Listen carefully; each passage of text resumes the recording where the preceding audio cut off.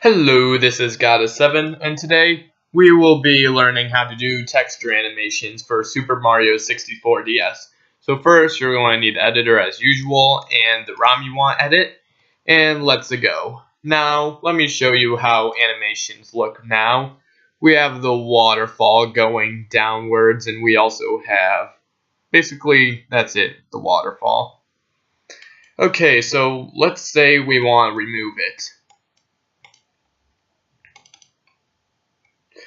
Let's go into Castle Grounds, which is the level we're going to edit. And you can see here's the waterfall texture here. Let's say we don't want it to animate for whatever reason. That's pretty easy. All we need to do is go to the texture animations and hit remove all. But also you want to take in mind the name for the waterfall. And so you want to hit remove all and save changes. And now let's go see if it works in game. And you can see it works as the waterfall no longer is moving. Okay, so we got rid of the animation. How do we get it back? Well, let's see how to get it back. Now into texture animations, if you remember the name of the material, it was called water matte. So add a new texture animation, and I'm going to call it water matte. Now, if you reference a material that does not exist in the level, it will crash the game. And playing with some of these in the wrong way can also crash the game. So let's try and make the waterfall move again. So what we're going to need is just generate the translation values. Now this had 32 frames before, but even though we had 32, we're not going to put 32 frames. So 0 as the length is basically, the end value is basically the location of the texture, and basically 0 is the beginning of the texture, and 1 is the end of the texture. So if you want to move the texture 1 unit, that means it's moving basically from here to here in that amount of frames. And even though, like I said, we're going to have 32 frames, we're going to subtract 2 for that, and you'll see why. If we generate the translation, you'll see we have 32 frames. But however, you can see that this is a duplicate. We can just hit the minus button here to remove it. Now you can add and subtract manually, but I guess you need to do 1 less than what you want here because now we have 31 frames, but oh well, doesn't matter that much. 1 frame difference. So we'll just save number of frames to 31 and hit save changes. And let's see if it works in game.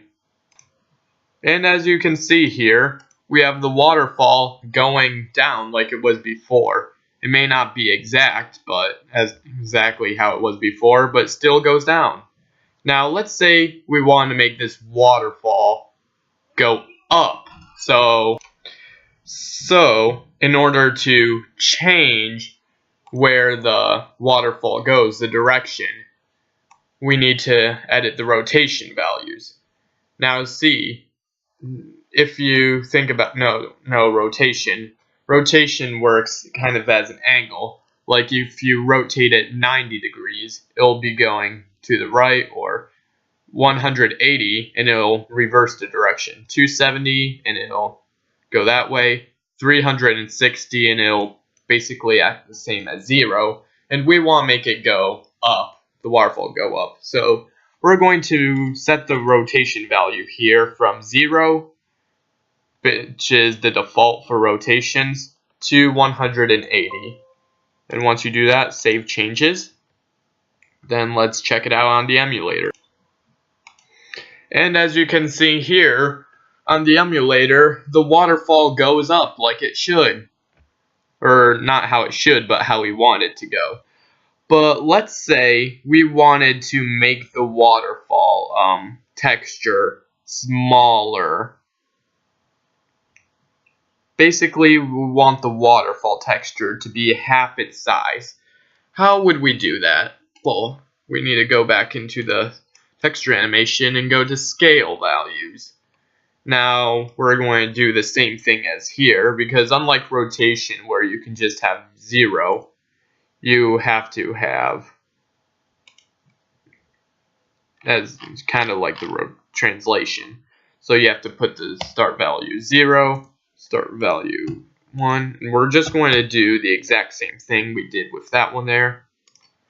Delete the first one. Oh, and I just realized I did it wrong, because basically it acts the same way, and that's not what we're looking for here. Sorry, that's an apology. So we want the scale to be half the size.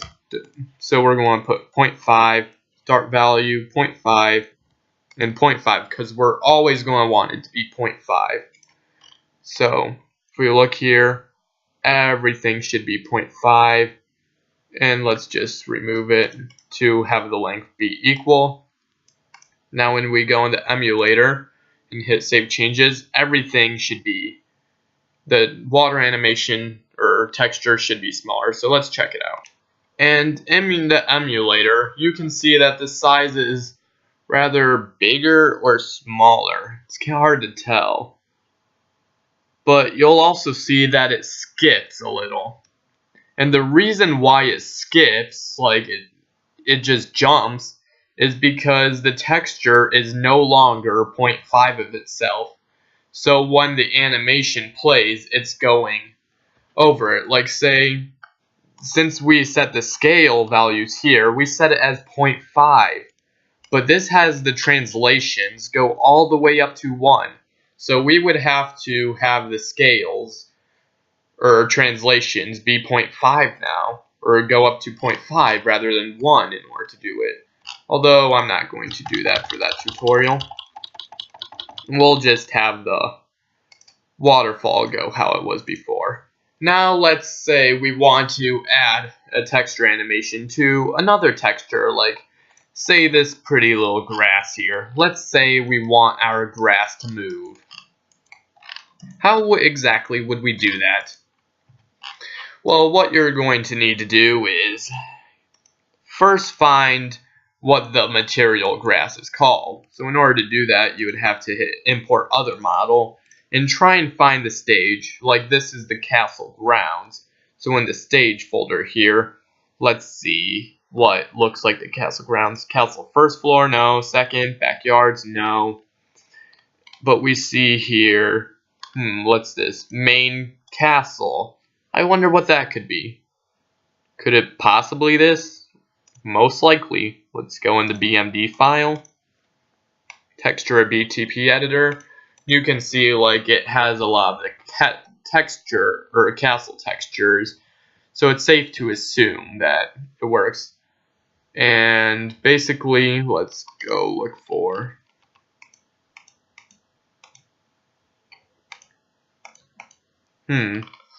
although, even though this has a lot of textures, it doesn't seem to have all of the textures.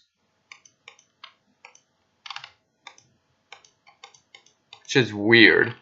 Like, it doesn't seem to have a grass texture. And while it may have MC grass, that's not exactly the same grass texture we're looking for. Maybe it's not this model. Because if I remember correctly, that texture should be called grass. So once again, let's go into stage. And let's go to main garden. And see if we can. You can see we still don't have a grass texture. It says MC grass.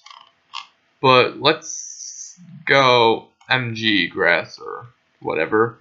Well, let's import MG grass into the texture editor. And let's see what happens. Let's add a texture MG grass. Save changes and let's see what happens on the emulator. And you can see that we got the white screen of death here. Now what's going on? We thought it said MG grass. And while it may be called MG grass, it's not always exactly what it's called. Your best bet is going through some Super Mario 64 textures, which I will include in download. Please note I didn't rip these textures. Let me go into textures and let me look through them. Let's see if I can find MC grass or MG grass. I can, although why did it still crash? Is there a different grass that I can use instead? Okay, there's grass Neo. Is there just a plain grass? No. Sometimes you have to figure out the texture names. So MG grass didn't work, but what if we just shorten it to grass? What happens? Will it crash?